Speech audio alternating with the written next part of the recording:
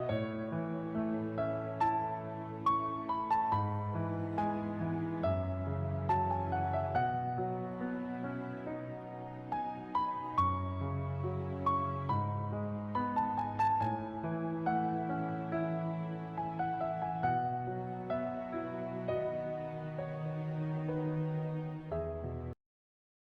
chamado da igreja é para também ser um povo sacerdotal.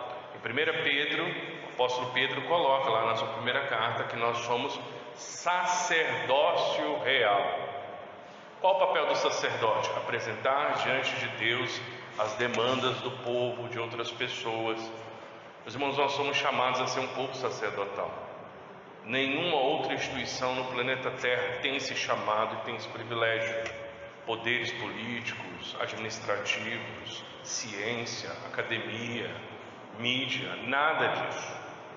Só a igreja tem esse privilégio, esse chamado de ser um povo sacerdotal. Então, quando alguém pede oração para você, fala: ora por mim nessa igreja, ora por mim por essa situação, encare isso com muita alegria, porque Deus está te dando a oportunidade de você ser quem você é. Nós temos um sumo sacerdote diante do Pai, Jesus Cristo. Por Ele nós temos a certeza de que as nossas necessidades são atendidas. Sabemos que Ele intercede por nós. Sabemos também que o Espírito Santo de Deus intercede conosco e por nós. Então nós nos unimos, tanto o Espírito quanto ao Filho, nesse processo de intercessão. Estar aqui toda quarta-feira é você investir um esforço importante, necessário, para que nós como povo possamos cumprir a nossa vocação. Você tem que ter o seu tempo de oração individual, isso é importante, o seu tempo de oração com a sua família, isso também é importante, mas é imprescindível que nós como povo de Deus estejamos orando. É imprescindível, é parte do nosso chamado, isso é muito importante. Antes de nós termos esse tempo de oração, que temos semanalmente, vou convidar você a abrir a sua Bíblia lá em Marcos, capítulo 2. Vamos ler dos versos 1 a 12.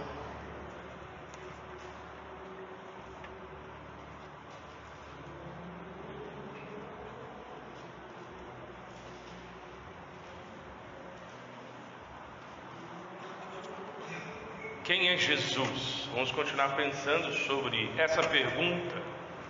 O Evangelho de Marcos, no capítulo 1, por meio de uma série de narrativas, nos lança essa pergunta: quem é Jesus? E hoje, rapidamente, eu quero caminhar com você, meditando na palavra de Deus aqui no capítulo 2 do Evangelho de Marcos. Nós vamos do 1 ao 12, nós vamos ver a história, a narrativa da cura do paralítico, do homem que estava na maca, que seus amigos o levaram a Cristo. Nós vamos pensar sobre o que esse texto tem a nos dizer, que Marcos tem a falar aos nossos corações essa noite, e pensarmos também a respeito de quem é Jesus nisso.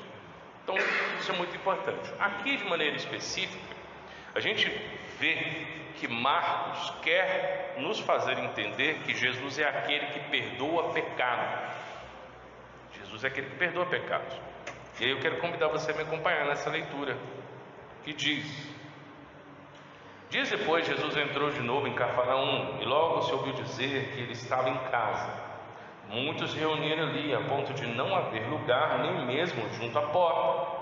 Jesus anunciava-lhes a palavra. Trouxeram-lhe então um paralítico, carregado por 4 homens. E não podendo aproximar-se de Jesus, por causa da multidão, removeram o telhado no ponto correspondente ao lugar onde Jesus se encontrava, e, pela abertura, desceram o leito em que o paralítico estava deitado. Vendo-lhes a fé, Jesus disse ao paralítico: filho, os seus pecados estão perdoados. Alguns escribas estavam sentados ali e pensavam em seu coração: como ele se atreve a falar assim? Isso é blasfêmia. Quem pode perdoar pecados a não ser um, que é Deus? E Jesus, percebendo imediatamente em seu espírito que eles assim pensavam, disse-lhes: por que vocês estão pensando essas coisas em seu coração? O que é mais fácil, dizer ao paralítico: os seus pecados estão perdoados? ou dizer: levanta-se, toma o seu leito e ande. Mas isso é para que vocês saibam que o Filho do Homem tem autoridade sobre a terra para perdoar pecados. E disse ao paralítico: eu digo a você, levante-se, pegue o seu leito e vá para casa. Ele se levantou e no mesmo instante, pegando o leito, retirou-se à vista de todos, a ponto de todos se admirarem e darem glória a Deus, dizendo: jamais vimos coisa assim. Esse texto aqui de Marcos, no capítulo 2, ele é a primeira de um conjunto de 5 narrativas no capítulo 2, em que nós vamos ver a tensão entre Jesus e um grupo de judeus, principalmente as autoridades judaicas, em relação a quem é Jesus. Então começa aqui o atrito, o conflito. No capítulo 1, nós vemos que Marcos descreve de maneira muito clara que Jesus tem autoridade. Aqui no capítulo 2, ele novamente demonstra essa autoridade. Só que agora, ao demonstrar essa autoridade, isso gera conflito. Jesus, ele tem autoridade divina para perdoar pecados e restaurar completamente o ser humano. Isso é muito claro aqui na narrativa que Marcos coloca para a gente. E o ponto que ele quer trazer é que Jesus tem autoridade para perdoar pecados. Esse é o ponto. E por causa disso, o que Marcos queria, de fato, causar nos leitores e a nós também, é nos levar a reconhecer quem é Jesus. Porque aqui o milagre da cura funciona como um tipo de autenticação ou demonstração visível da autoridade que Jesus tem. Tanto que ele vai dizer aí, a partir do verso 8, o que é mais difícil? Alguém dizer: levanta, pega a tua cama e anda, ou os seus pecados estão perdoados? Na verdade, as duas coisas são muito difíceis, porque as duas são prerrogativas de Deus. Só Deus consegue curar de instantâneo, e só Deus consegue perdoar pecado. Então, quando ele está dizendo isso, ele está chamando aqueles judeus a pensarem que não tem como dissociar uma coisa da outra. Tanto que na sequência ele vai dizer: olha, para que vocês saibam que o Filho do Homem tem autoridade, ele diz primeiro para ele se levantar, ele está curado, e depois diz: os seus pecados estão perdoados. Ele faz as duas coisas. Então ele tanto tem autoridade para curar, quanto ele tem autoridade para perdoar pecados. O ponto aqui é vermos que Jesus é aquele que tem autoridade. Jesus é o Filho de Deus porque as suas obras estão dentro das prerrogativas de Deus. Jesus faz o que só Deus faz, só o que o Pai faz.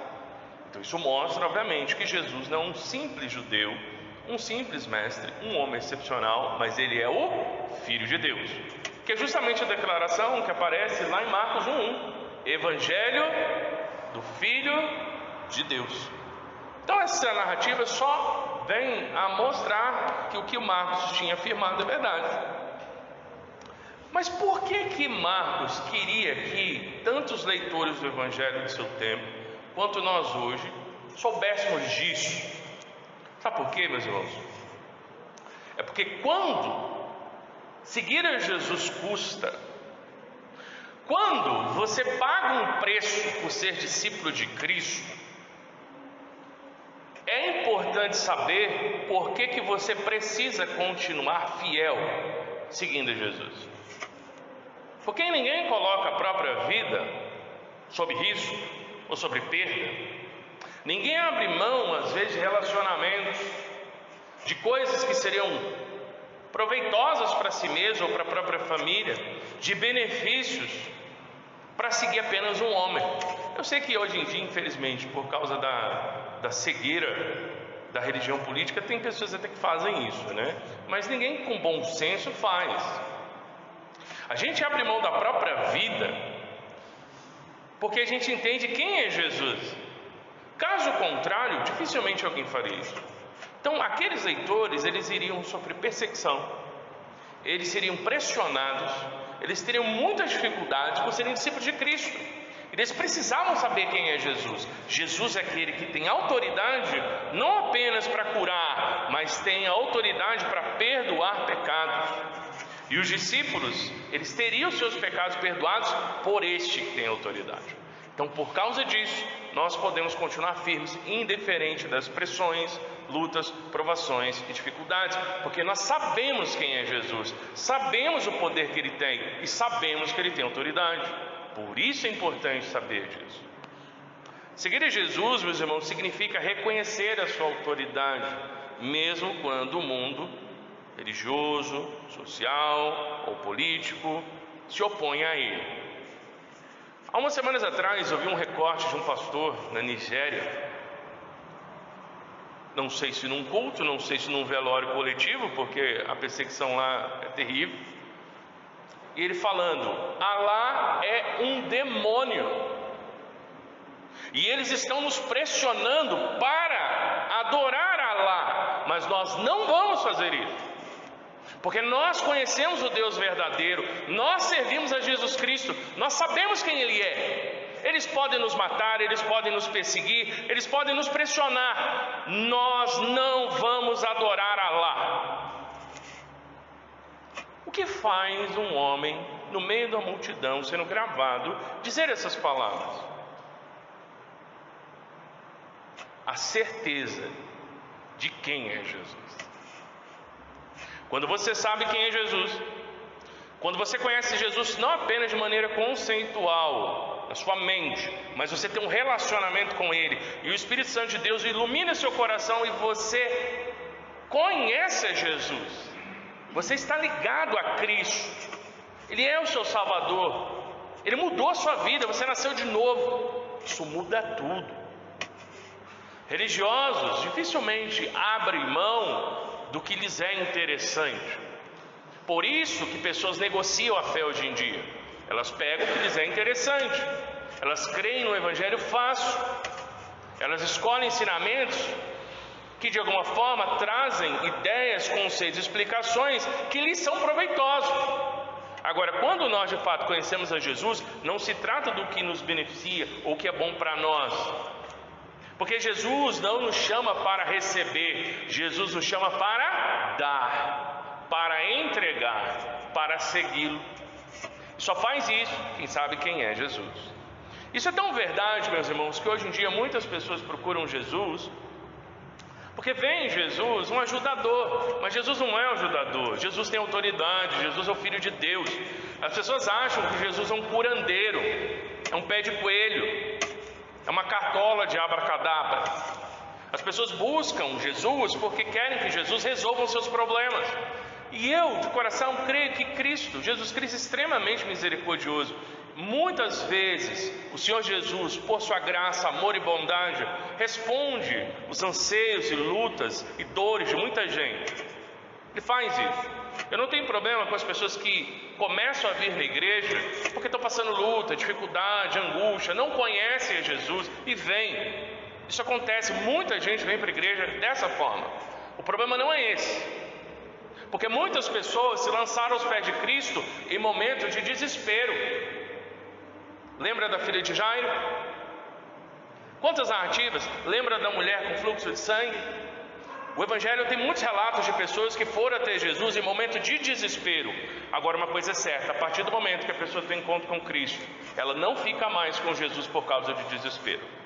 Ela de fato busca Cristo porque ela sabe quem Jesus Cristo é. Mas aí, o que muitas das vezes nós vemos hoje nas igrejas é as pessoas vêm à igreja porque estão num momento de aperto, que infelizmente é uma realidade da vida de muitas famílias, mas continuam na igreja pelo mesmo motivo.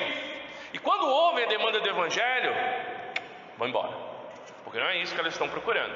Elas querem um Jesus que resolva os problemas pessoais delas, e elas acham que Jesus nos chamou para receber, enquanto que não foi isso. Ele nos chamou para nos entregar, porque Ele mesmo diz que quem guardar a sua vida, perdê-la-á, mas quem abrir mão de sua vida, por amor de mim, a encontrará. É o paradoxo do Evangelho: nós recebemos porque entregamos.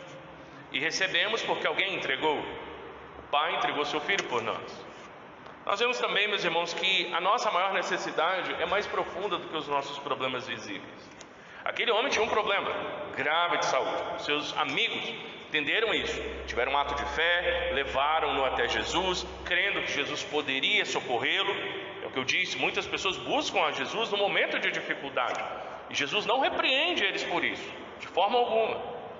Mas, meus irmãos, o próprio Senhor Jesus Cristo entendeu que a maior necessidade daquele paralítico não era voltar a andar, era ter os seus pecados perdoados. As pessoas não querem ser doentes, as pessoas não querem ser pobres, as pessoas não querem ter dificuldade, elas querem ver bem, mas elas não querem reconhecer que são pecadoras e que precisam de um Salvador. E esse texto inverte essa lógica, porque no meio de toda aquela necessidade que aquele homem tinha, o Senhor Jesus Cristo entendeu que a maior necessidade que ele tinha era ter seus pecados perdoados. Esse é o Evangelho genuíno. E também nos mostra, meus irmãos, que aqueles amigos fizeram o que deve ser prioridade nas nossas vidas. Você pode querer abençoar uma pessoa, você pode querer ajudar uma pessoa, você pode ser instrumento de graça e de bondade de Deus na vida de alguém, de várias formas. Mas a melhor coisa que você pode fazer por alguém é levar essa pessoa a Jesus Cristo. É a melhor coisa que você pode fazer. Se todas as bondades e atos de amor concreto que você fizer por essa pessoa forem meios para você levá-la a Cristo, que Deus te abençoe e te capacite. Agora, se você estiver apenas aliviando as dores dessa vida, você está enxugando gelo, porque nessa vida nós sempre teremos dificuldades, e a felicidade não está em fugir da dor, mas em correr para aquele que abraçou a nossa dor na cruz. Jesus muitas das vezes pode frustrar nossas expectativas para tratar o que é mais importante. Talvez no coração daquele homem ou da multidão que estava ali, a coisa mais importante era: o homem está numa maca, o homem não anda, está aleijado, uma situação complicada. Vai lá, Jesus, cura ele. Ninguém lhe falou: vai lá, Jesus, perdoa os pecados dele. E Jesus frustra as expectativas. É por isso que quando o Jesus verdadeiro da Bíblia é pregado, muita gente se assusta. Grande maioria das pessoas tem vários conceitos a respeito de quem é Jesus, mas quando se encontra com Jesus da palavra, isso impacta corações. Impacta. Porque o maior problema do ser humano é a perdição, é o pecado. E mais duas coisas que eu quero trazer para os irmãos nessa meditação breve. Meus irmãos, seguir a Jesus traz conflito. Jesus curou aquele homem, Jesus perdoou os pecados daquele homem, e a resposta de uma parte importante das pessoas que estavam ali era o quê? Dizer que ele estava blasfemando, dizer que ele estava fazendo algo errado, que o que ele estava fazendo ofendia a Deus, era pecado, porque não reconheciam que de fato Jesus era. Seguir a Jesus vai trazer conflitos. Se você quer viver em paz com todo mundo, você nunca vai conseguir seguir a Jesus. É impossível. É impossível. E não é porque você é uma pessoa ruim, é porque o mundo é inimigo de Deus. O mundo vai se assegurar de que você não terá paz, jamais. Porque a única paz verdadeira e duradoura será de Deus. Primeiro presente em nossos corações, depois presente no seu reino eterno. É impossível seguir a Jesus e viver em paz com todos. Não dá. Se você decide seguir a Jesus, e mais, se você sabe quem é Jesus, você nunca terá paz, sempre haverá conflito. Agora, o que a palavra nos diz?